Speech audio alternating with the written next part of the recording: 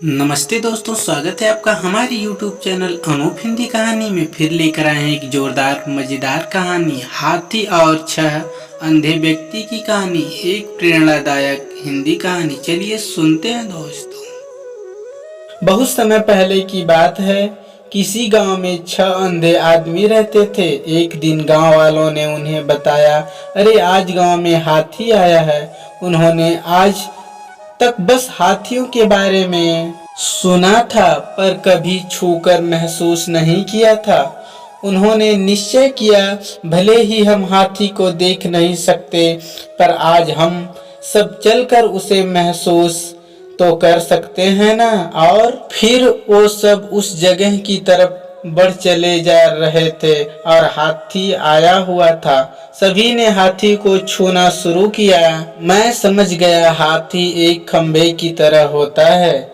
पहले व्यक्ति ने हाथी का पैर छूते हुए कहा, अरे नहीं, हाथी तो रस्सी की तरह होता है। दूसरे व्यक्ति ने पूंछ पकड़ते हुए कहा, मैं बताता हूँ, ये तो पेड़ के तने की तरह है। तीसरे व्यक्ति ने सूंड पकड़ते हुए कहा, तुम लोग क्या बात कर रहे हो? हाथी एक बड़े हाथ के पंखे की तरह होता है। चौथे व्यक्ति ने कान छूते हुए सभी को समझाया, नहीं नहीं, ये तो एक दीवार की तरह है। पांचवें व्यक्ति ने पेट पर हाथ रखते हुए कहा, ऐसा नहीं है, हाथी तो एक कठोर नली की तरह होता है। छठे व्यक्ति ने अपनी बात रखी और फिर सभी आपस में बहस करने लगे और खुद को सही साबित करने में लग गए।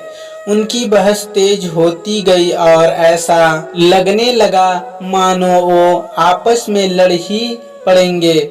तभी वहां से एक बुद्धिमान व्यक्ति गुजर रहा था। वह रुका और उसने पूछा, क्या बात है, तुम सब आपस में झगड़ क्यों रहे हो?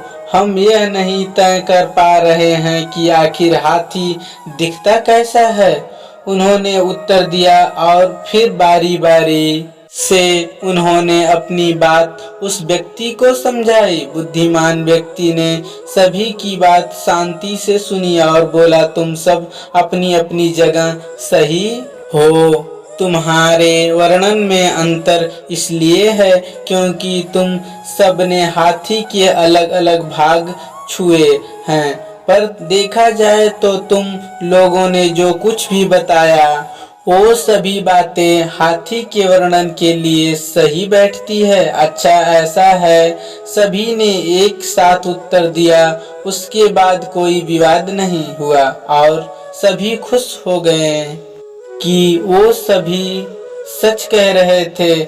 दोस्तों, कई बार ऐसा होता है कि हम अपनी बात को लेकर अड़ जाते हैं कि हम ही सही हैं और बाकी सब गलत हैं, लेकिन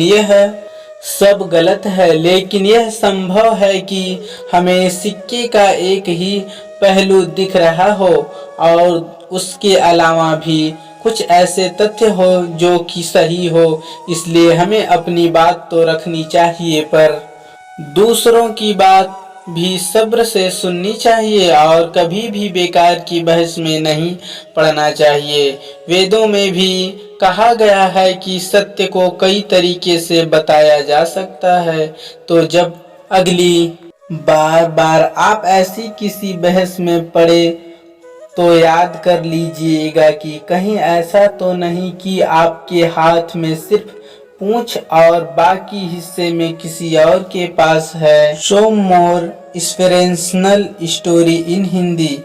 अगर यह कहानी आपको अच्छी लगी तो सब्सक्राइब करें हमारे YouTube चैनल अनूप हिंदी कहानी और दोस्तों को शेयर, वीडियो को लाइक और चैनल को सब्सक्राइब करना ना भूलें। सब्सक्राइब करने के लिए आपको लाल बटन को दबाना होगा और बगल में बेल आइकन घंटी को ऑल पर सेलेक्ट करें।